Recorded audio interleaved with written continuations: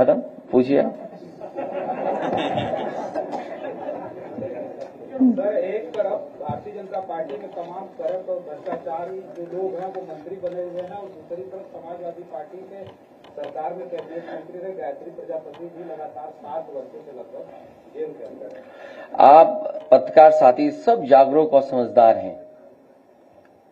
आप में जितने भी साथी यहां बैठे हैं, उन्होंने बीजेपी के एक एक नेता का, दिल्ली वालों का, लखनऊ वालों का समय समय पर स्टेटमेंट सुना होगा आपने,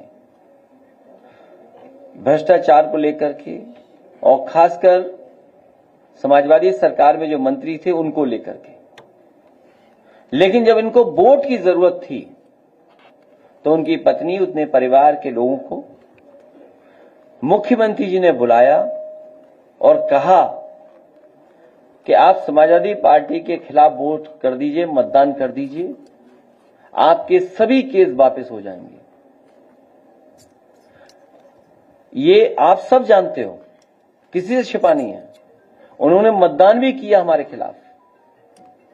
हमें कोई नाराजगी नहीं है उस परिवार से, उनसे कोई नाराजगी नहीं है, क्योंकि इस सरकार में सबसे ज्यादा दुखी अगर कोई है तो पीड़ित समाज के लोग ही हैं।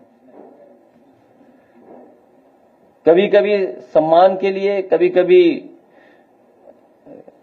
इस बात के लिए भी कि शायद सरकार सच बोल रही है, उनका भरोसा कर करके।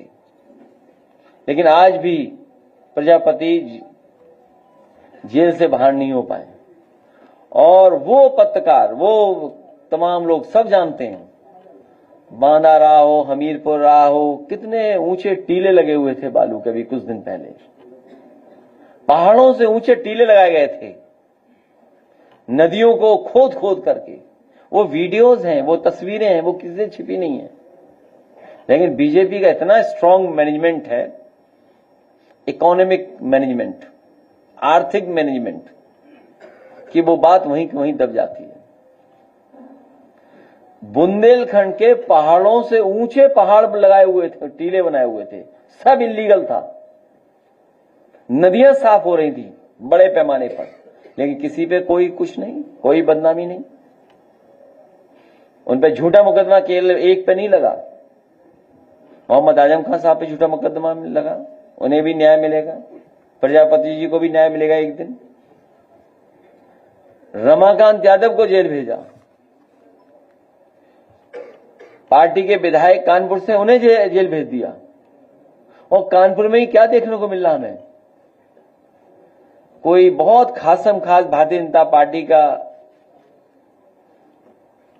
है जो पकड़ा गया।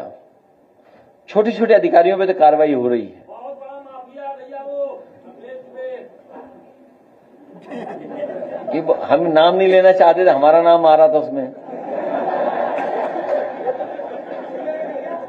ये हमारा साथी एकदम कह रहा हो, ये सच है कि इस सरकार से केवल गरीब मुकाबला कर सकता है, गरीब लड़ सकता है।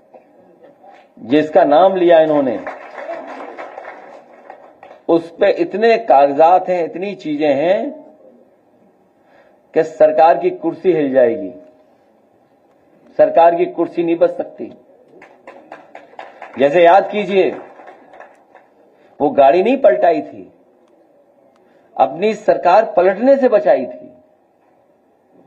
और आजकल तो हम लोग सैटेलाइट इमेजेस, गूगल अर्थ और अंतरिक्ष से सब चीजें देख सकते हैं।